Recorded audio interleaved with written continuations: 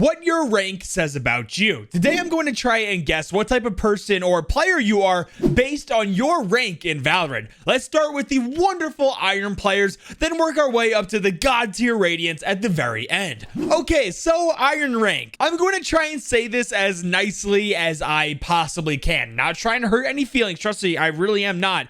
But you guys are the least skilled players in the community. I mean, of course, but it may not be your fault. Yeah, there are Irons that are just flat out like not that great at Valorant and just play well below the average player, and that's okay. But I actually have come in contact with a surprising amount of Irons that are severely limited by their hardware. Like, I'm talking laptops that get like 15 frames a second, or their internet is like 2 megabits per second down. Maybe if they had a better PC or better internet, maybe they'd be able to climb higher ranks, but most of the Irons I've seen realize that they aren't great at Valorant and tend to not like blame teammates for their rank, unlike other ranks we'll be talking about later.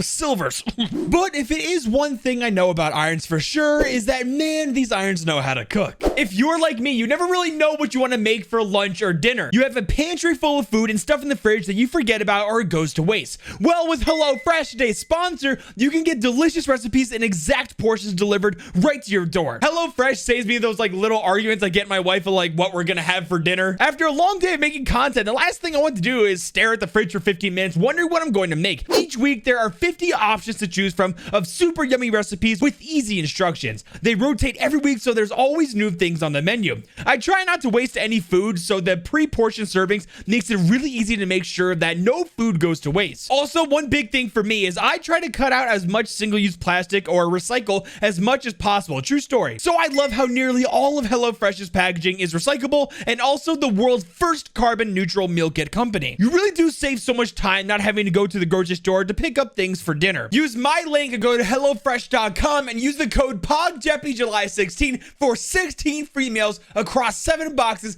plus 3 free gifts. Once you click, my description will live update to count up the purchases. Thank you HelloFresh for sponsoring today's video. But to wrap up the Iron segment of what your rank says about you, I think Irons don't necessarily care about their rank or really care to get better. Even though I've seen plenty of Irons that are above level 100, improving is something some just don't care about. Having a low rank doesn't affect their mental at all, and they honestly just really don't care. Alright, so now we find ourselves at the bronze rank. So bronze are one step up from Irons. I mean, obviously it's literally the next rank, but these are the people who actually care at least a little bit about their rank and are looking to get better, and they're starting to get the gears going on grinding to improve in Valorant. Perhaps you just started playing Valorant not too long ago and you're simply just learning on how to get better. Now, of course, there will be players that are just stuck here at bronze because their skill just doesn't really improve past this rank. I think one of the biggest issues for bronze players, though, is managing their economy in a Valorant game.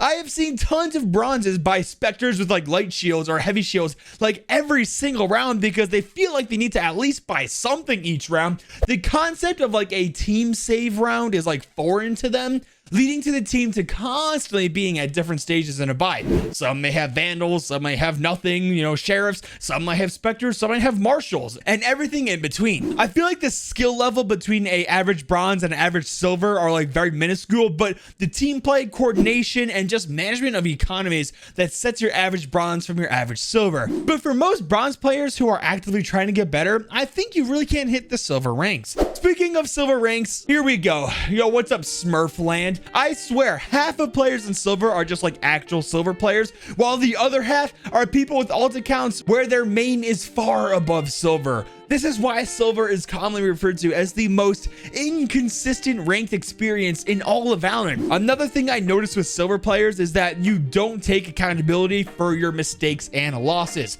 So many times I've seen a silver constantly blame teammates or literally anything else besides their own personal performance. But if you take a closer look at their career, they aren't even playing that good themselves. This can lead to a pretty toxic environment in silver lobbies. You have Smurfs whose egos are through the roof, huffing and puffing as they're bodying the lobby because they don't belong there. while the other half of the players are constantly whining about their team or taking the game way too personally. Then you have like that small sliver of players that are just thrown into the cesspool naturally. People who just want to have a good time or just looking to improve and move on to gold rank. But you're forever stuck in here in silver because it's like impossible to have a fair, non-toxic, team engaging game in silver rank. I honestly feel bad for any non-whiny, non-smurfs who live here in silver. I can only pray that you leave this rank soon. If you can't advance up to gold, then for the love of God, it might even be better just to de-rank to bronze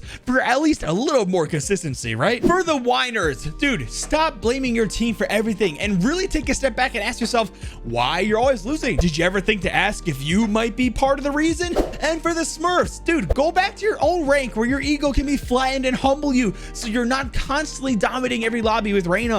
All right, rant over. Now time for the gold. So gold players are finally starting to understand that yes, a big part of Valorant is gun skill and getting kills. Arguably, the bigger part of Valorant is team play and using your utility wisely.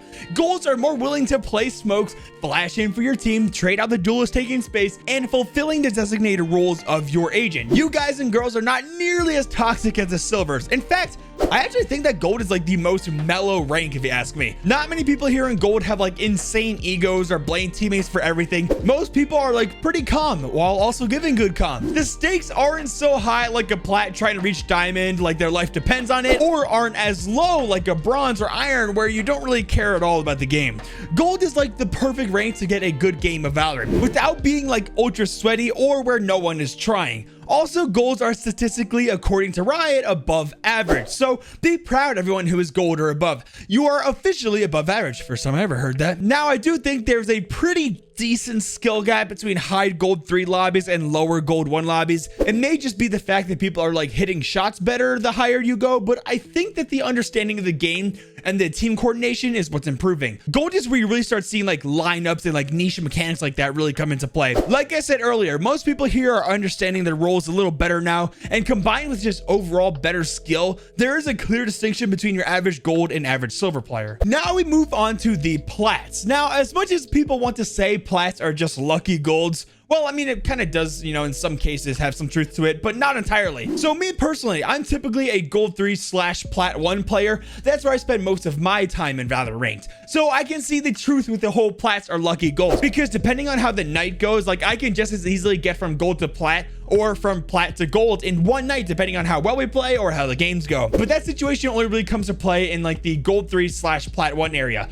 Once a player reaches like plat 2, for example, things start to change. I can't quite put my finger on it, but whenever you guys hit plat 2, it's like a switch goes off in the head. The team play is starting to get relatively advanced. People are more likely to like conjure up plays and strats in the buy phase to execute during the round. Now, correct me if I'm wrong, guys. I feel like plat 2 and plat 3 are where people finally stop the whole like every player pushing the same site thing every round. Does anyone else notice that? Like everyone below this rank kind of just like 5-man push a site every round, and when it doesn't work out, like immediately they call out for the rotate. Whereas like plat 2 and above typically either default or have like 2 or 3 people put pressure on one site while maybe one is pressuring mid while another player is pressuring the opposite side of the map. Or wherever the first pick lands or the least resistance is found, that's where the site execute happens. It's not something predetermined during the round. Like I said, a switch goes off in your head and players around here really start to understand how Valorant is meant to be played. Now, of course, not all strats are great and the players here aren't amazing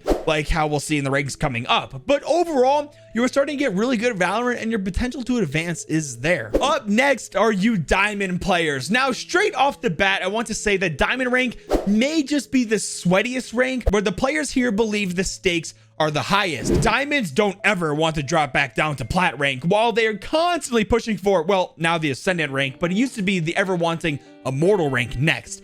Diamonds take the same thing they learned as plat 2 and plat 3 players, but just add nutty gun skill to it. To me, that's like the only real difference between like your higher plat to like your average diamond player. Their gun skill is getting much better. Now, that doesn't mean a plat can't hold their own in diamond lobbies, because I feel like if you're a mid or high plat player, there's a good chance that you can have a few diamond diamonds in your matches. But overall, I feel like diamonds and above are where you guys and girls really start caring about your rank.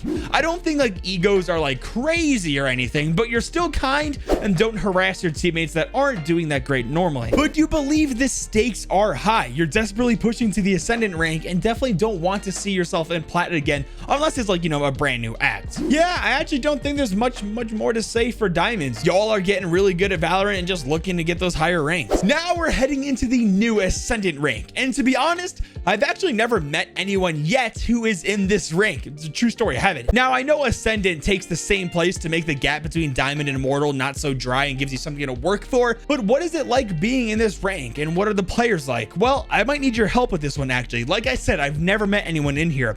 I can imagine it's like Diamond to a degree, but just a little more amplified. You are working very closely with your team and planning out strategies preemptively and on the fly as well. Gun skill and mechanics are almost perfected now, like jump peeking, for example. You know how to expertly control the economy of a match, and everyone on the team knows when to buy and when it's necessary to force up. If anyone here watching the video is Ascendant, please let me know in the comments what it's like to be in your rank. Next up are the Immortals, and man, what can I say about you all that hasn't been said?